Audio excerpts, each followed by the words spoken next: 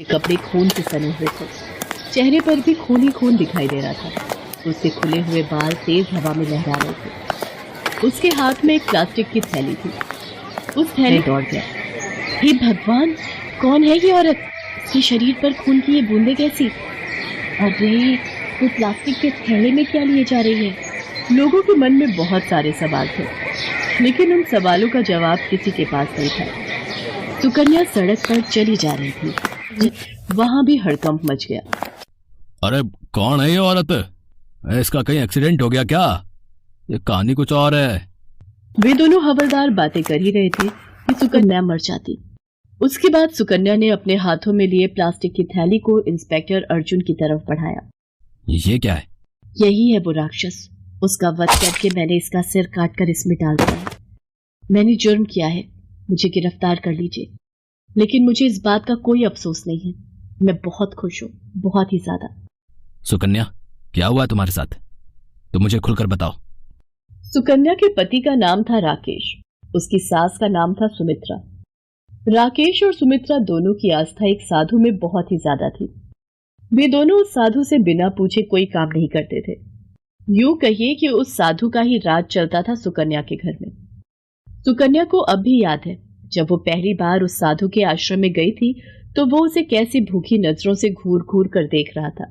सुकन्या, ये अधीरानंद जी बहुत ही पहुंची हुई शख्सियत हैं। ये तुम्हारा भूत भविष्य वर्तमान सब कुछ ये पल में बता देते हैं। चलो प्रणाम करो इन्हें। प्रणाम बाबा। खुश रहो और सबको खुश रखो। ये जीवन इसीलिए तो मिला है। अधीरानंद ने जब ये बात सुकन्या को बोली तो उसके चेहरे पर एक शैतानी मुस्कान थी। उस दिन आश्रम में सुकन्या की सास ने अधीरानंद को अपने घर पर इनवाइट किया, क्योंकि राकेश एक नई दुकान शुरू करने वाला था और बिना अधीरानंद जी के आशीर्वाद के वो बिजनेस शुरू नहीं करना चाहता था। देखो सुमित्रा, तुम्हें तो पता है ना कि हम कितना व्यस्त रहते हैं। आश्रम में भी लोगों का आना जाना लगा रहता है, लेकिन तुम हमारी पुरानी भक्त हो, इसलिए तुम्हारे लिए मैं समय जरूर निकालूंगा। इसी कार में सुमित्रा के बेटे राकेश की दुकान पर पहुंचे। जैसे ही वो वहां पहुंचे, सुमित्रा और राकेश उनकी ये जगह कुछ जम नहीं रही है। अभी यहाँ पर काम शुरू करना सही नहीं है। मुझे यहाँ एक तांत्रिक क्रिया करनी होगी, तभी ये जगह पवित्र हो पाएगी और तुम अपना काम शुरू कर सकते हो। कितने पैसे खर्च हो जाएंगे बाबा? 1.25 लाख रुपए लगेंगे। उसके बाद तो इतने पैसे तुम हर दिन कमाओगे। सारी तैयारी होने के बावजूद इन बातों को सुनकर सुमित्रा आग बबूला हो गई। बहू, तुम्हें पता भी है अधीरानंद बाबा कौन है, और उन्होंने जो कह दिया वो पत्थर की लकीर है। अगर उसके खिलाफ कुछ करोगी तो हम बहुत बड़ी मुसीबत में फंस जाएंगे। अरे लाखों लोग भक्त हैं उनके। अब सुकन्या क्या कहती। 1.25 लाख रुपए लगाकर राकेश ने पूजा करवाई। दुकान तो पहले से ही सही जगह पर थी तो वो खूब चलती थी, लेकिन राकेश और सुमित्रा को लग बाहर गई हुई थी और राकेश दुकान पर था। तभी दरवाजे पर दस्तक हुई। सुकन्या ने दरवाजा खोला। सामने अधीरानंद खड़े थे। अरे बाबा, आप आइए आइए। अधीरानंद घर के अंदर आकर बैठ गया। बाबा, माँ और राकेश तो है नहीं। मुझे पता है, मैं तुमसे मिलने आया हूँ। आप वहीं बैठिए ना।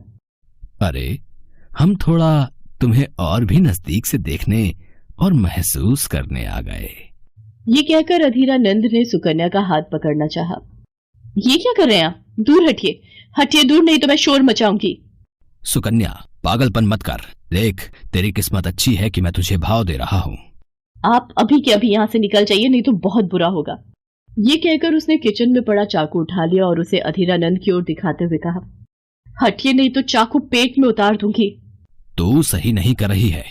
तुझे मेरी बाहों में आना ही होगा, और देखना, तेरा पति और तेरी सास ही तुझे मेरे पास भेजेंगी। अधीरानंद की इस गंदी हरकत के बारे में सम्मान करते हैं तुम्हें पता है। देखो, आज के बाद इस घर में मैं उनके खिलाफ एक शब्द भी नहीं सुनूंगी। बात आई गई हो गई। इस बीच अधीरानंद कई बार फिर से राकेश और सुमित्रा की अनुपस्थिति में सुकन्या के घर आता और उससे बदतमीजी की कोशिश करता। सुकन्या कभी मां नहीं बन सकती। तुम्हारी बहू के ऊपर कोई दोष है, इसलिए वो कभी मां नहीं बन सकती।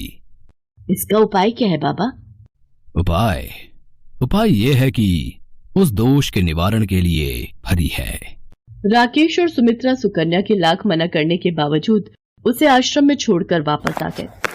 अधीरानंद तो यही चाहता ही था से बदतमीजी शुरू कर दी। हटो, दूर हटो मुझसे, नहीं तो आज तुम्हारी वो गत करूंगी कि तू किसी को मुंह दिखाने लायक नहीं रहेगा। अरे मुझ में कांटे लगे हैं क्या? देख, खुश रहो और सबको खुश रखो, और मैं तो तेरा भला करने वाला हूं। तेरी गोद में कुछ दिनों बाद एक बच्चा खेलने लगेगा। ये कहकर अधीरानंद ने सुकन्या को अपनी बाहों में भरना चाहा, लेकिन सुकन्या तो आज पूरी तैयारी करके आई थी। उसने अपनी साड़ी में छिपाया खंजर निकाला और उस खंजर के एक ही वार से अधीरानंद का सिर काट दिया। तूने हद कर दी थी अधीरानंद, हद। मैंने बहुत सहा, मेरा किसी ने साथ नहीं दिया, इसलिए आज मुझे तेरा वध करना ने कोई हत्या नहीं की, वध किया है।